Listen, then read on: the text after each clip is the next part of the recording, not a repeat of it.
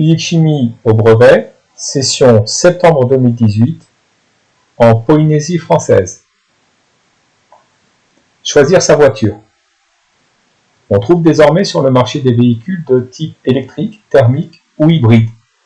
Les véhicules hybrides associent deux types d'énergie.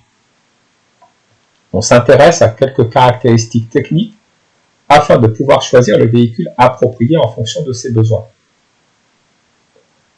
Les moteurs thermiques rejettent dans l'environnement différents gaz, dont certains sont des gaz à effet de serre qui contribuent au réchauffement climatique.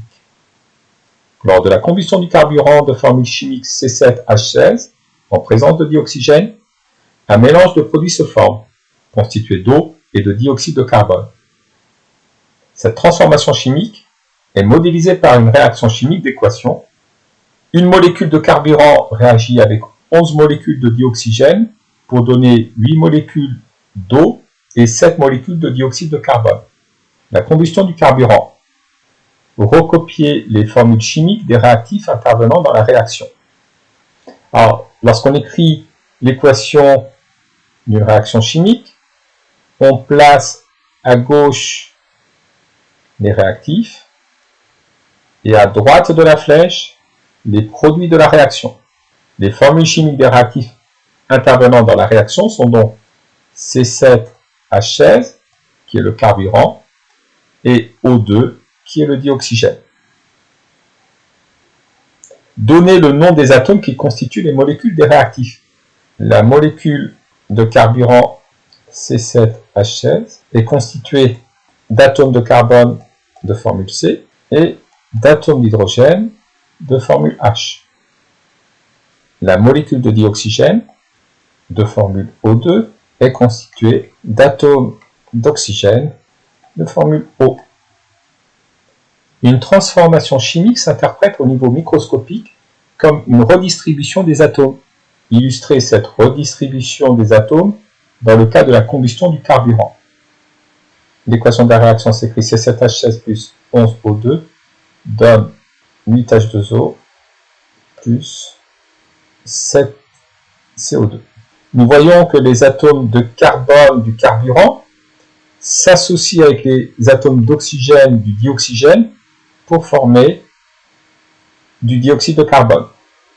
Les atomes d'hydrogène du carburant s'associent avec les atomes d'oxygène du dioxygène pour former des molécules d'eau. Il y a donc bien redistribution des atomes. Les atomes de carbone C de la molécule de carburant C7H16 s'associent avec les atomes d'oxygène O des molécules de dioxygène de formule O2 pour former des molécules de dioxyde de carbone de formule CO2. Les molécules d'hydrogène H de la molécule de carburant C7H16 s'associent avec les atomes d'oxygène O des molécules de dioxygène O2 pour former des molécules d'eau de formule H2O. Il y a donc bien redistribution des atomes au cours de la combustion du carburant.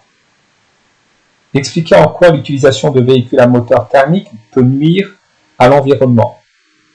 Nous avons vu que l'équation de combustion du carburant dans le dioxygène produisait de l'eau et du dioxyde de carbone. Le dioxyde de carbone est un gaz à effet de serre responsable du réchauffement climatique. La combustion du carburant produit du dioxyde de carbone, un gaz à effet de serre, responsable du réchauffement climatique. L'utilisation de véhicules à moteur thermique peut donc nuire à l'environnement. En France, tous les 2 ans, un véhicule doit être soumis à un test de conformité appelé contrôle technique. À l'aide d'une sonde, on mesure la quantité de dioxygène entrant dans le moteur, la quantité de carburant consommé, la quantité de vapeur d'eau à la sortie du pot d'échappement et la quantité du dioxyde de carbone émis. Les résultats d'un test sont consignés dans le tableau ci-dessous. Il y a 50 g de carburant consommé, 176 g de dioxygène consommé, 72 g de vapeur émise et la masse de dioxyde de carbone émis n'est pas indiquée. À partir des résultats du test, et de la réaction chimique. Déterminer la masse théorique M de dioxyde de carbone que devrait recueillir l'appareil de mesure. Expliquer la démarche. Au cours d'une réaction chimique, la masse est conservée. La masse des réactifs doit être égale à la masse des produits. Les réactifs étant le carburant et le dioxygène, les produits étant la vapeur d'eau et le dioxyde de carbone. Nous devons avoir la masse de carburant plus la masse de dioxygène qui soit égale à la masse de vapeur d'eau émise plus la masse de dioxyde de carbone émis. Nous en déduisons que la masse petit m de dioxyde de carbone émis est égale à M1 plus M2 moins M'. Nous faisons passer M' dans l'autre membre. Passons à l'application numérique. Petit m est égal à 50 plus 176 moins 72.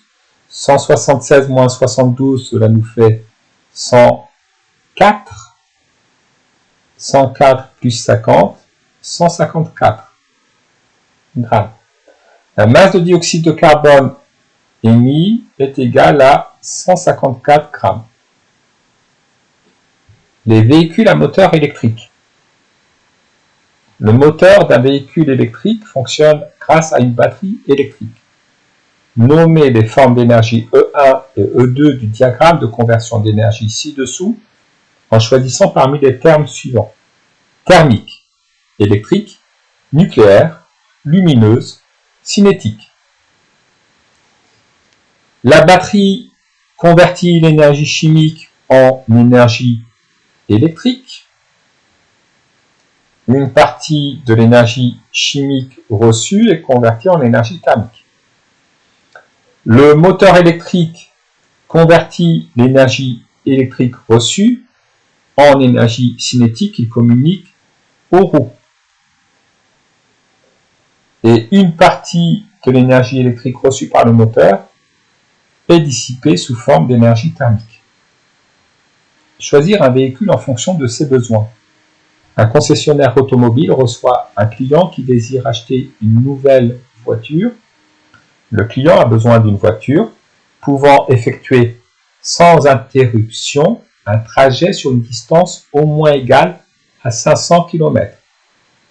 Il est sensible aux questions environnementales et son budget maximal est de 25 000 €. Expliquez de façon argumentée quel serait le choix de véhicule le plus judicieux pour ce client parmi les 5 présentés dans le tableau ci-dessous.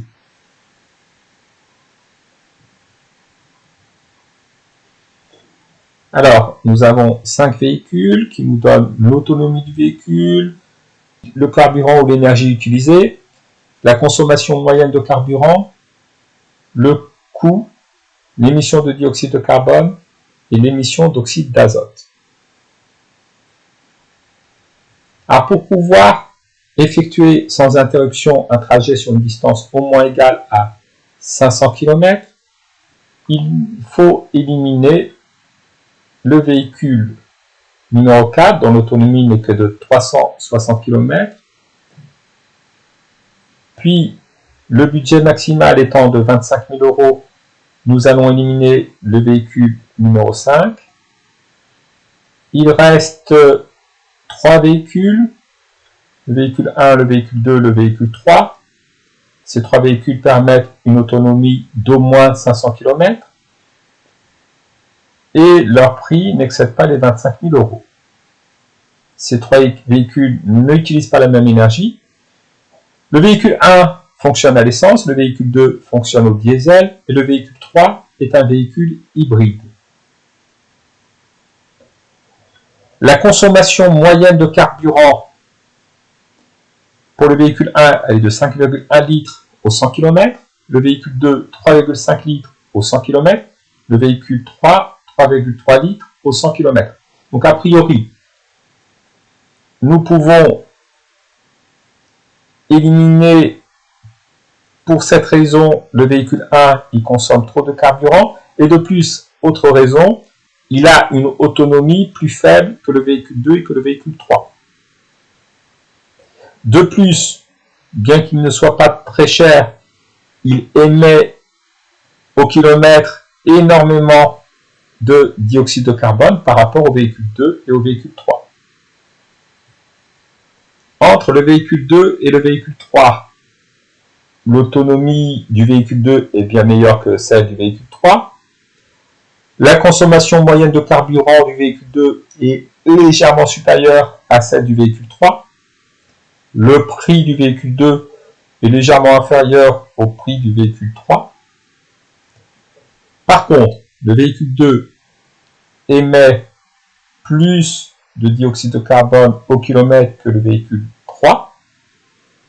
Et il émet également des oxydes d'azote en plus grande quantité au kilomètre que le véhicule 3. Et les oxydes d'azote sont des gaz toxiques.